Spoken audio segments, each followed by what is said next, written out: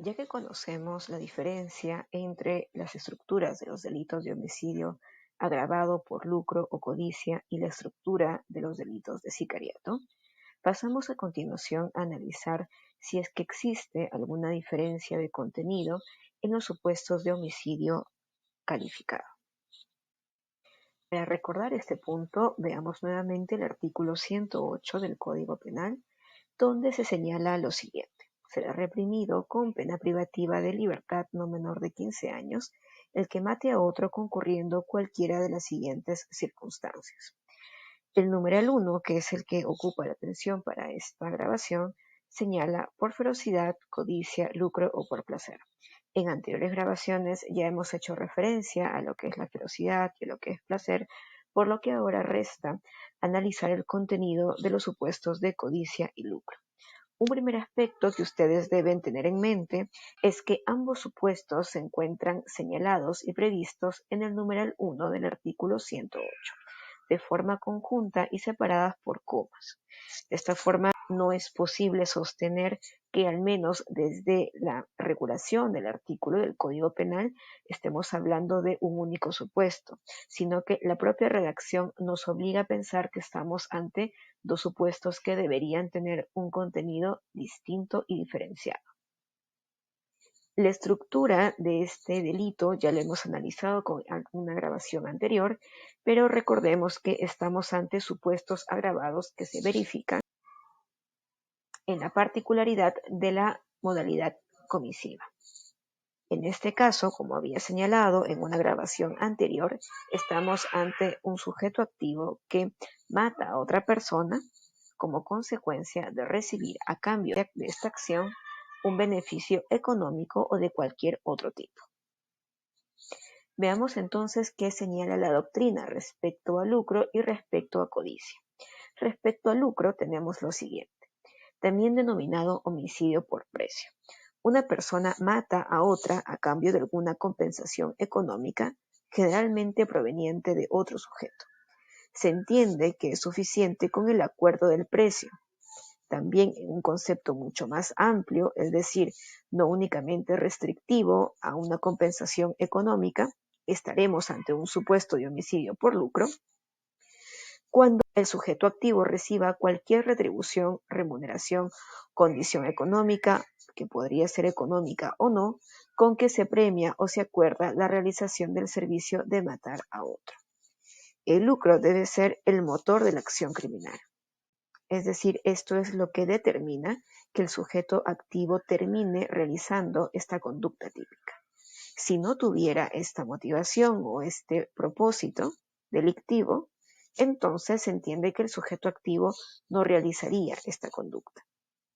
Por lo cual estaremos ante un supuesto de lucro, como habíamos señalado anteriormente ya, cuando una persona mata a otra a cambio de una compensación económica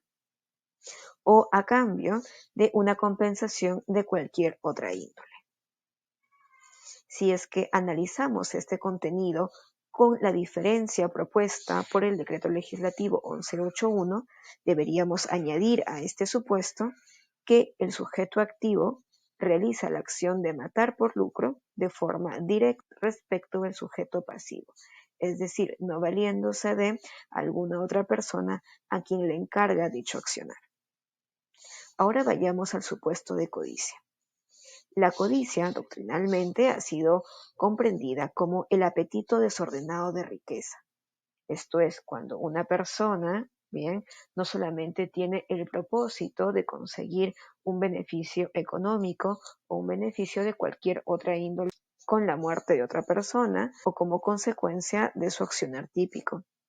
sino que estamos hablando, según lo señalado por la doctrina, de algo más, de algo que implica simplemente la posibilidad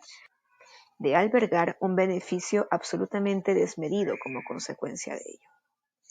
En los hechos, y lo cierto, y esto es algo que habrá que analizar en cada caso concreto, lo cierto es que resulta muy difícil diferenciar cuando estamos únicamente ante un supuesto de lucro y cuando estamos ante un supuesto de codicia. ¿Y ello por qué? porque si es que le damos una mirada a este contenido desde una perspectiva mucho más incisiva,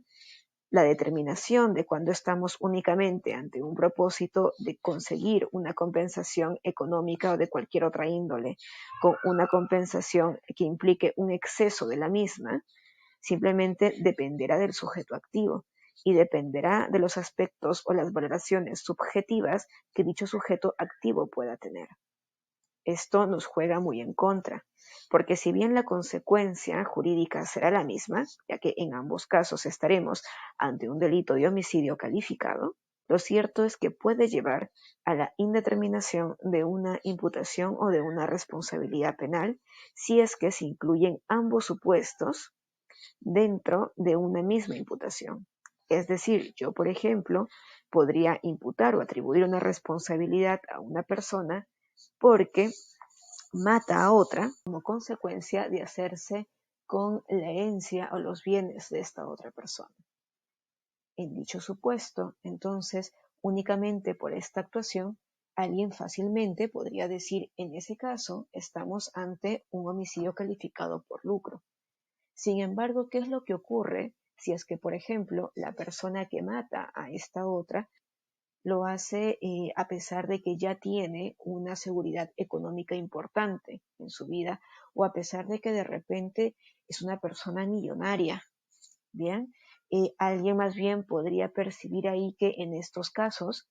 estamos no solamente ante la posibilidad de hacerse de una compensación, sino que estaremos adicionalmente ante un apetito desordenado de riqueza o ante un afán excesivo de riqueza, porque este sujeto activo ya presenta una condición económica favorable que no llevarían a pensar que había o habría alguna necesidad o alguna importancia a efectos de que la motivación económica sea suficiente para determinar el homicidio de aquel sujeto pasivo.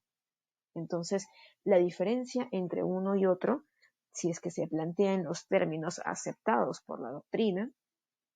nos lleva a entender que estamos ante supuestos muy difíciles de diferenciar que terminan resumiéndose en los aspectos o valoraciones subjetivas del sujeto activo.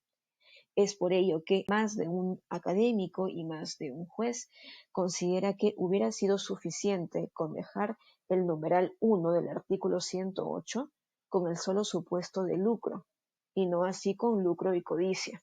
porque el término codicia incorporado en el año 2014 a este numeral del Código Penal, lo único que hace es dificultar su comprensión y ensombrecer la claridad que podremos encontrar tranquilamente con la sola regulación del supuesto de lucro. Por lo cual, habrá que tener algún cuidado al momento de atribuir responsabilidad penal cuando nos toque identificar que la compensación recibida por el sujeto activo implica quizás algún contenido valorativo mayor a aquel que se puede percibir respecto de una persona que más bien puede afirmar que el elemento económico o el elemento del beneficio de alguna forma fue determinante para cometer la conducta típica. Lo dicho entonces hasta ahora es un tema que da para mucha discusión y habrá que analizar en el caso concreto si es que podemos lograr alguna diferenciación de estos supuestos.